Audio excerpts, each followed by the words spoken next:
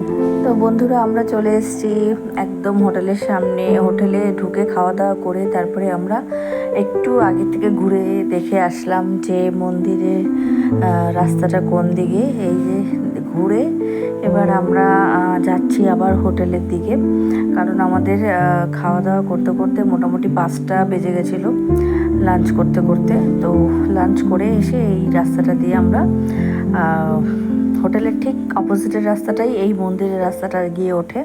আমরা ছিলাম বৈদ্যনাথ হোটেল। তো বৈদ্যনাথ হোটেল থেকে 5 মিনিটও লাগে না হাঁটা পথে এই রাস্তাটা। ঠিক এই রাস্তাটা দিয়ে আমরা গেছিলাম এবং ব্যাক করছি।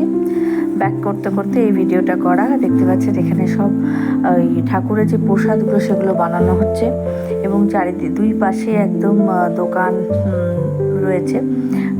যে সমস্ত দোকানে সুন্দর সুন্দর জিনিস পাওয়া যায়, ঠাকুরের জিনিস বলেন অন্য যে কোনো জিনিস, ভালো ভালো সুন্দর সুন্দর জিনিস কাউকে গিফট করার জন্য রয়েছে এবং বেশ সুন্দর সুন্দর জিনিস পাওয়া যাচ্ছে। এবং এই যে দেখতে পাচ্ছেন এখন মোটামুটি 5:30 6টা মতো বাজে এবং আমি, আমার হাজব্যান্ড, আমরা দুজনে 3জন ছিলাম, আমার মেয়েও ছিল। তো আমরা চলে যাচ্ছি এখন হোটেলের দিকে। হোটেলে গিয়ে কিছুক্ষণ রেস্ট করব, তারপরে আমরা আসবো আবার পুজো দিতে।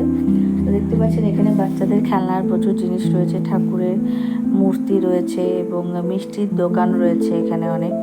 আর এই যে মিষ্টির দোকানটা দেখতে পাচ্ছেন এটা হচ্ছে কাকাতুয়া মিষ্টির দোকান। এখানে কাকাতুয়াও একটা রয়েছে খাঁচার মধ্যে, আমি দেখতে পাচ্ছিলাম। তো এনিওয়ে, তো আমরা এইভাবেই চলে আসলাম এই যে পুজো দিতে। অলরেডি চলে এসেছি আমরা, এখন মোটামুটি 8:30 মতো বাজে এবং আমরা নর্মাল যে লাইন সেই লাইনে গিয়েই পুজো দিচ্ছি।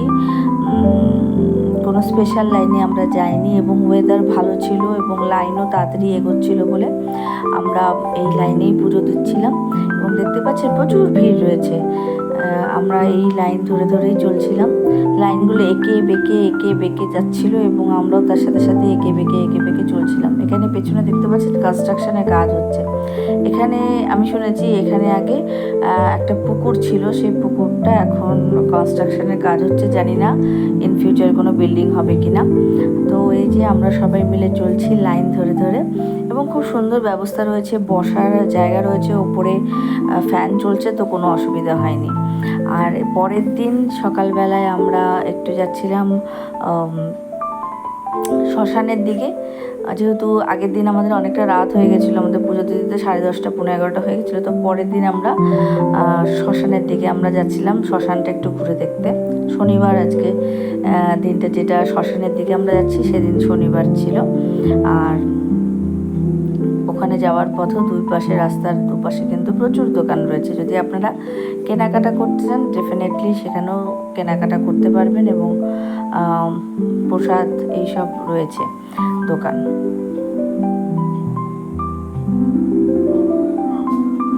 তো বন্ধুরা, এই যে দেখতে পাচ্ছেন এই দিকে সোজা চলে গেলেই সেই দ্বারকা নদী পড়বে। তার আগে বাঁ দিকে আমি একটা সুন্দর জায়গা দেখলাম, এটা একটু ঘুরে আসলাম। তো দেখতেই পাচ্ছেন এইভাবে রয়েছে, এটা একটা ছোট মন্দির মতো রয়েছে। খুব রোদ ছিল সেদিন, ভীষণ কড়া রোদ ছিল এবং আমরা সেই মন্দিরের দিকে যাচ্ছিলাম।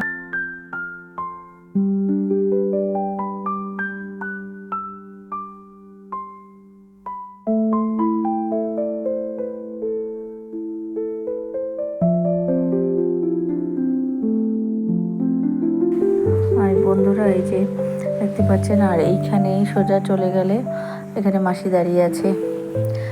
আর এখানে সোজা চলে গেলেই কিন্তু এই যে এটা হচ্ছে দ্বারকা নদী। আর আমি নিচ পর্যন্ত আর যাইনি, কারণ এখান থেকে আমরা আবার ব্যাক করছিলাম। ব্যাক করে গেলাম যেখানে